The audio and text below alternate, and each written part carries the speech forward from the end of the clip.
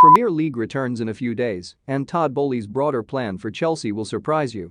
Watch it all develop together. Raphinha confesses he rejected a move to Chelsea after speaking with Neymar and expresses astonishment at the good reception from supporters.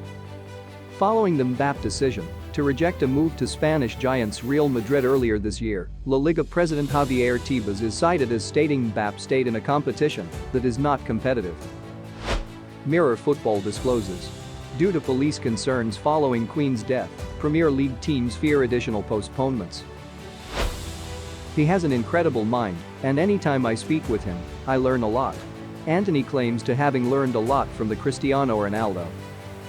The Sun reports that Brighton have put up a four-man shortlist to succeed Graham Potter, which includes Nottingham Forest coach Steve Cooper. Chelsea want to establish a feeder club network to rival Premier League giants, Manchester City. The club's new owners intend to restructure the whole structure at Stamford Bridge, including the development of young players. German former professional footballer and manager, Franz Beckenbauer turned 77 today. We celebrate with a legend. According to Rob Draper, football journalist for Mailsport, Marcus Rashford and Jadon Sancho are expected to be returned to the England team.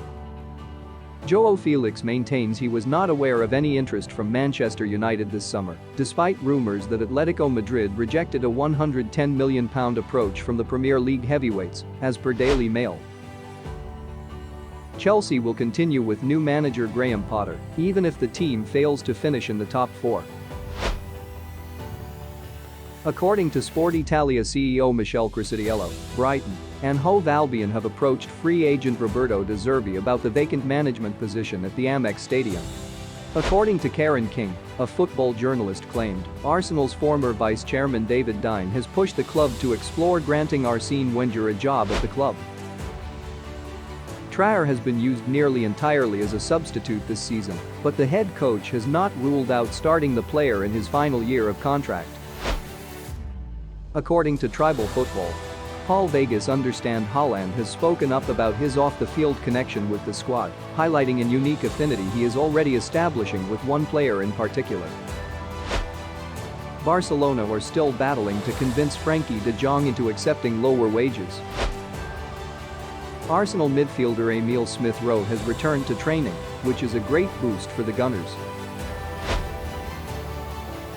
UEFA under fire for selling broadcast rights for UCL game involving British club to Russian team. It's time for today's transfer news and speculations.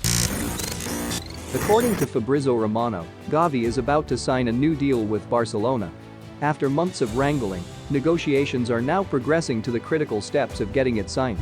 Barcelona will re-enter the race for Manchester City's 28-year-old Portugal midfielder Bernardo Silva in January, after La Liga boosted the club's wage budget by £490 million.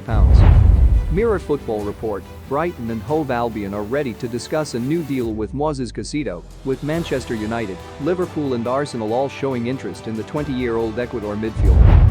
While the 29-year-old Argentina attacker is on loan at Galatasaray this season, Paris Saint-Germain will pay 90% of his wages, as per RMC Sport.